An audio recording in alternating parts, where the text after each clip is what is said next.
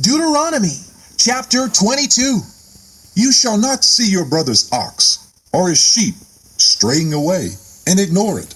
Be sure to take it back to your brother. If your brother does not live near you, or if you do not know who he is, then take it home with you and keep it until he comes looking for it.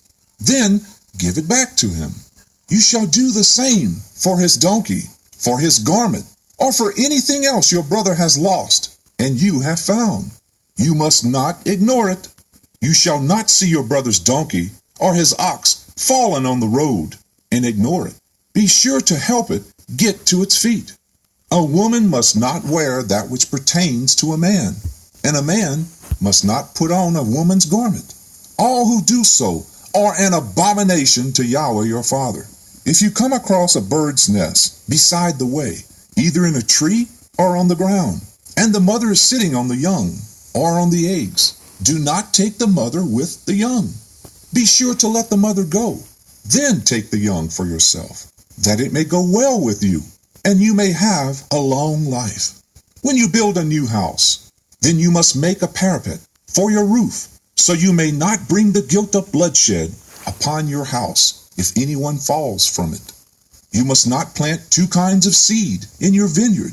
If you do, not only the crops you plant, but also the fruit of the vineyard will be defiled.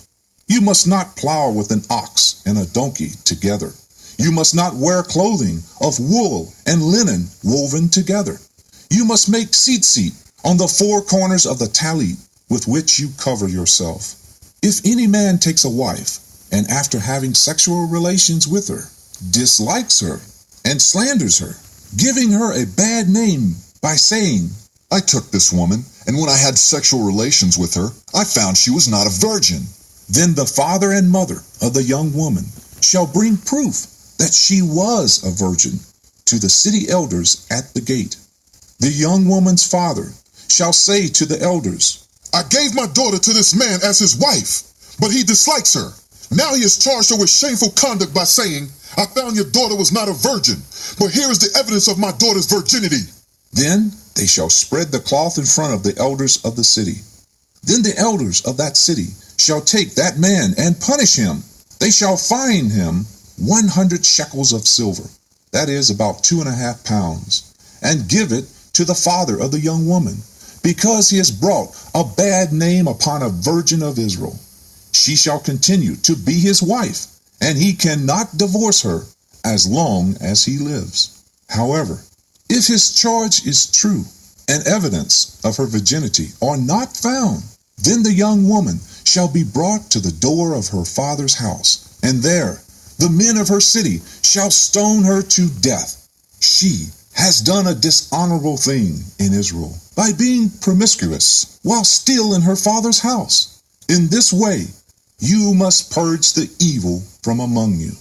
If a man is found lying with a woman, married to a husband, then both of them shall be put to death, the man that lay with the woman, and also the woman.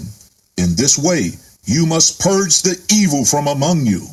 If a young woman, a virgin who is betrothed to a husband, is found by a man in the city, and he has sexual relations with her, then you must bring them both out to the gate of that city, and you shall stone them to death with stones. The young woman, because she did not cry out, and the man, because he humbled his brother's wife. In this way, you must purge the evil from among you. However, if a man comes up on a betrothed young woman in the countryside, and the man forcefully has sexual relations with her, then only the man who lay with her shall be put to death. You must do nothing to the young woman. She has committed no sin deserving of death. This is the same example as when someone attacks and murders his brother. For the man found the young woman in the countryside, and though the young woman screamed for help, there was no one to aid her. If a man comes upon a young woman, a virgin, who is not betrothed, and he takes her and has sexual relations with her, when they are found out, then the man who has had sexual relations with her shall pay the young woman's father 50 shekels of silver, that is about 1 1/4 pounds. Then She shall be his wife, because he has humbled her. He shall not be permitted to divorce her as long as he lives. A man is not to marry his father's wife. He must not dishonor his father's bed.